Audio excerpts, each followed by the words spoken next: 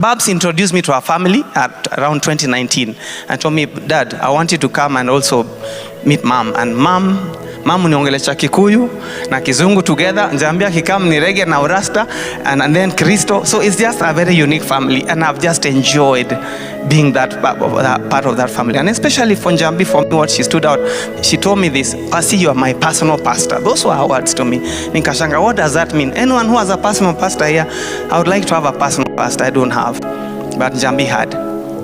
And those were, I don't know what she meant, but basically she was saying there are times when she tried to interact in the spaces of church na kuona a lot of acceptance. So akanambia umenikubali vile niko.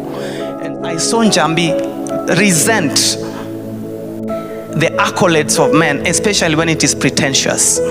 She was very legit. Nikuwa namwambia manzi we ni manzi mtrue. Whenever I tell her Jahmbi we ni manzi mtrue, unaona tu angechangamka, because she really did not want pretentious accolades. There are many plans in a man's heart.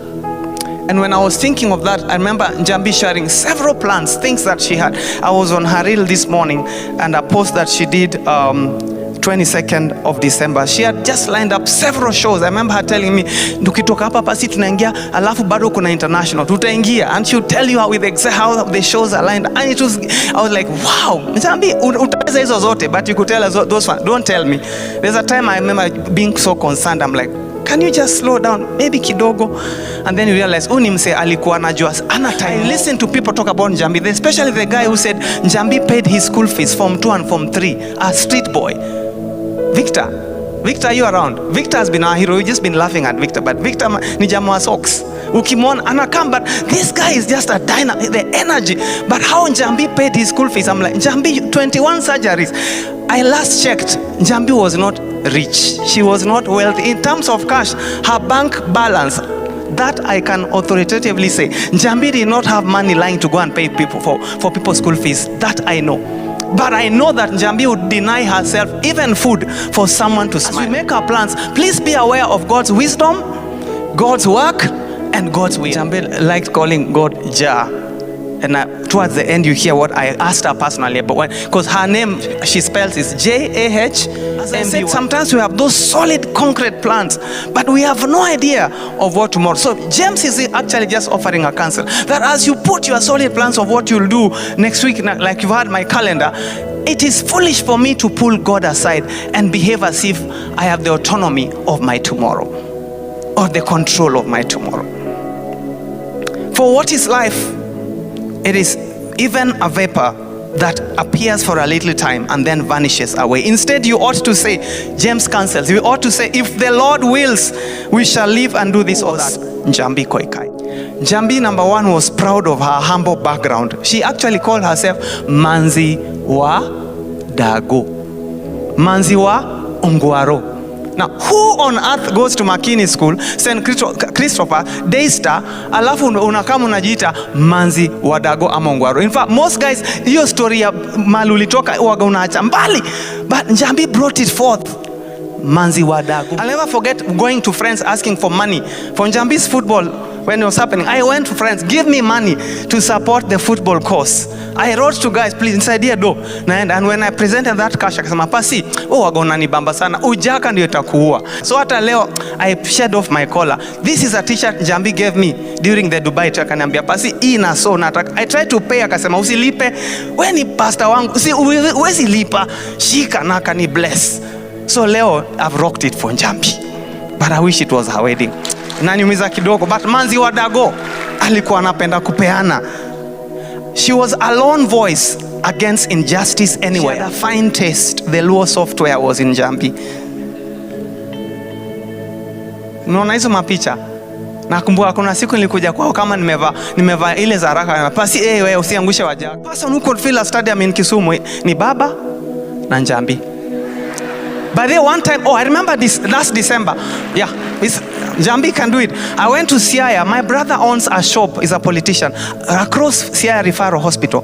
I was entering the shop, then I saw Jahmbi's posters. And nikasema, uku ni Siaya, Ocha, my village. I called Jahmbi, posters zako zinatesa Siaya. Akasema pasi na bado hujajua. Siaya wananitambua.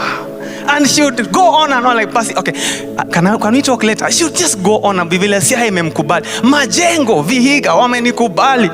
There's one that hurt her, Meru. I think haikuenda poa, but finally watu walingoja paka akapresent. She would light up when she would tell about those things. I wished I could attend her concert. I was thinking that if someone is listening from the government, I would love Jahmbi to be given a Moran of the burning spear. She had a Moran courage. She had a Moran courage. When people saw a lion and were running away from the lion, Jahmbi would walk towards that lion. She danced and laughed in her storm. Unashamed about femininity. The Endo Warrior Chronicles. Oh, I went through her Endo Warrior Chronicles and I was just like, this is a researcher. She was a scientist. She would explain Endo mpaka unasema diagrams, labels, tufanye mtihani sasa. Full images of herself in a vulnerable state, accompanied by a clarion call for action. Every time she posted about Endo, she gave a clarion call for action. She was a lover of reggae. Was a reggae? And the one thing that she loved about reggae was the message of emancipation, freedom from self and systemic captivity. She was an authentic woman of faith in God, openly acknowledged Jesus Christ. That I can say, Jahmbi Pasi, I love Jesus, I love God. Nimeokoka, but nataka kitu moja. Mimi sauti yangu will not be silenced. And her platform was the reggae. So she knew the place to send her message of freedom was through reggae. She was fiercely prayerful. Jahmbi alikuwa na Pasi tuombe. Actually her signature word, Pasi ebu come, hii story ni serious, ebu tuombe saa hii. I'm like, what? Who commands a pastor? Tuombe saa hii, story ni serious. I'm like, what? That was Jahmbi. She was fiercely prayerful. Her last prayer as she was being wheeled to the ICU, as Mom would tell us, Jahmbi prayed for herself as she was being wheeled to the ICU. She was an astute politician, though without portfolio. I call her Muhesh Mtarajiwa wa Dagoretti South. She engaged proactively and from an informed position on matters policy, legislation, constitution, and human rights. She was an admirer of Baba. And that is Raila Amolo Odinga, as an icon of liberation.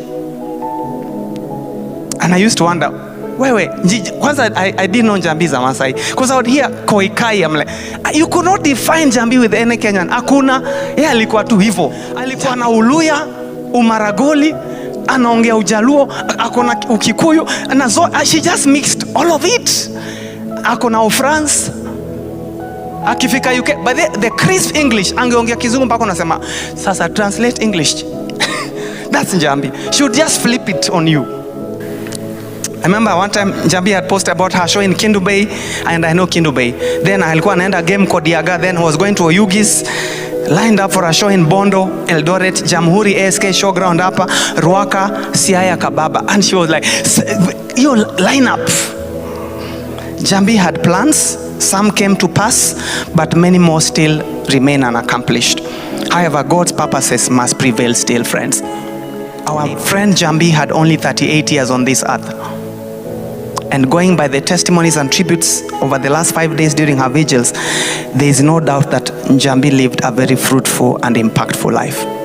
She may not have had much in terms of material resources and a great family profile, but she faithfully used everything at her disposal, including her pain. She used her pain of endometriosis to fulfill her purpose. That even in that, she would put it aside to do what needed to be done, then come and deal with her pain. My last chat with Jahmbi, I was burying my brother just weeks ago, and Jahmbi was chatting with me, and I say, Jahmbi na come, okay, tukimaliza, anambia, Pasi utaka, hey, and I felt bad. That when I came into the city from that burial, things just threw me off guard, and I didn't get that opportunity in that hospital. Kuambia, Faya Mama, kwaheri. It pained me for a while. So Jahmbi Koikai brought joy and hope to millions of backstreet, nondescript neighborhoods through her reggae rhythms. She clearly articulated the unspoken taboo subject of period pains in the name of endometriosis for thousands of girls, women, and even shoshos. Jahmbi danced to no one's tune, but created her own music, and she carved her own platform. She jumped into the murky waters of male-dominated Kenyan politics to amplify her voice where it matters most. And history will never forget her attempt to be a parliamentary representative for her beloved Dago hood. Manzi Wadago.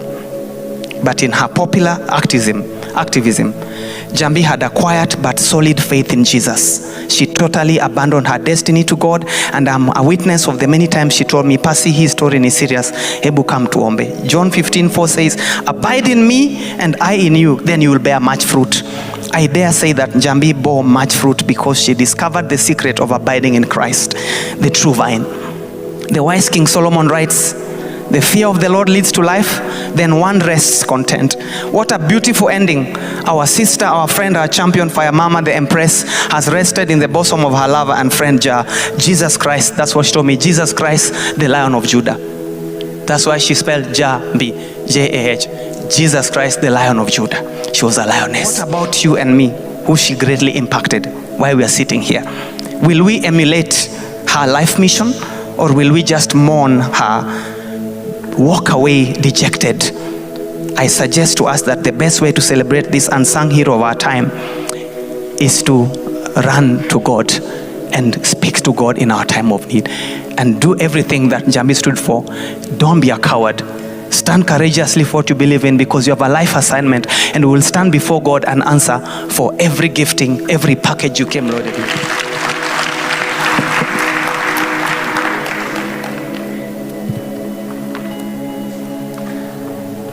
What an amazing tribute. Can we appreciate Reverend Ken Aringo?